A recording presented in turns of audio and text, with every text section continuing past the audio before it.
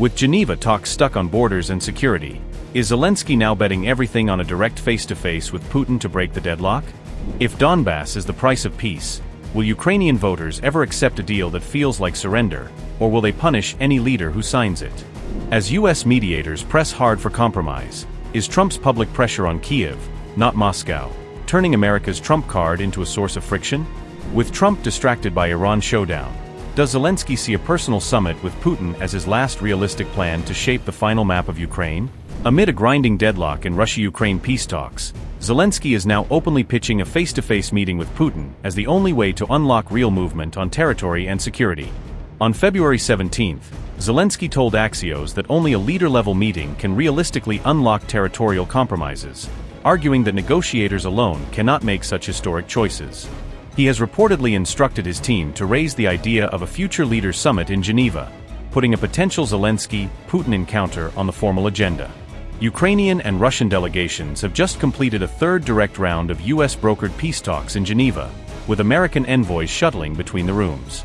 Notably, control of the Donbass region remains the central sticking point, with Moscow demanding full control and Kyiv refusing to concede its last remaining footholds.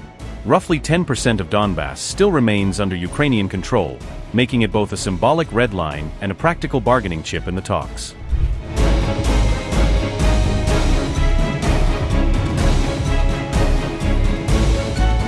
Zelensky told Axios that Ukrainians would reject any peace deal that hands the whole of Donbass to Russia, calling such a move politically and morally impossible. The Ukrainian president warned that a unilateral troop pullback from Donbass would look like outright surrender, not compromise, in the eyes of his citizens. U.S. envoy Steve Witkoff reportedly told Zelensky that Moscow may genuinely want to end the war this year, urging him to factor that into his calculations. Zelensky, however, cautioned U.S. mediators not to push any peace vision that Ukrainians would see as an unsuccessful story or national failure at the ballot box. Zelensky told Axios, and I quote, "Emotionally, people will never forgive this. Never.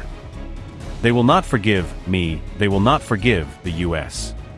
This is part of our country, all these citizens, the flag, the land."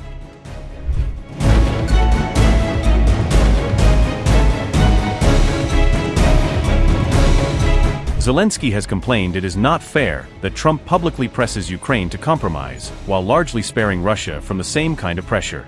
He has also warned firmly against any settlement that hands Putin a strategic victory, arguing that such a deal would simply invite future aggression. Recently, Trump has twice said that Ukraine will have to make concessions to end the war, comments that landed badly in Kyiv even as talks continued.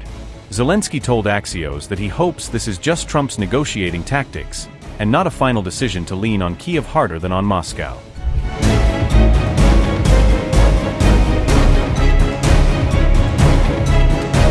U.S. mediators have floated a plan under which Ukrainian forces would withdraw from parts of Donbass they still hold, effectively creating a new buffer zone. That idea envisions a demilitarized free economic zone in Donbass, but leaves the question of whose flag ultimately flies over it deliberately vague. Zelensky says he can only discuss Ukrainian withdrawal if Russian forces pull back an equivalent distance, insisting on symmetry on both sides of the line. Kyiv has flatly rejected any Russian claim of sovereignty over such a zone, saying economic arrangements cannot mask a quiet land grab. Zelensky said Russian negotiators have promised to return with a formal territorial position after consulting Moscow, but so far no detailed map has been tabled. He has suggested that simply freezing the current front lines, without ceding extra ground, could win public support in a national referendum. Zelensky noted that similar de facto freezes already exist in 2 other Russian-occupied regions, hinting this model might be more saleable at home than a sweeping redraw.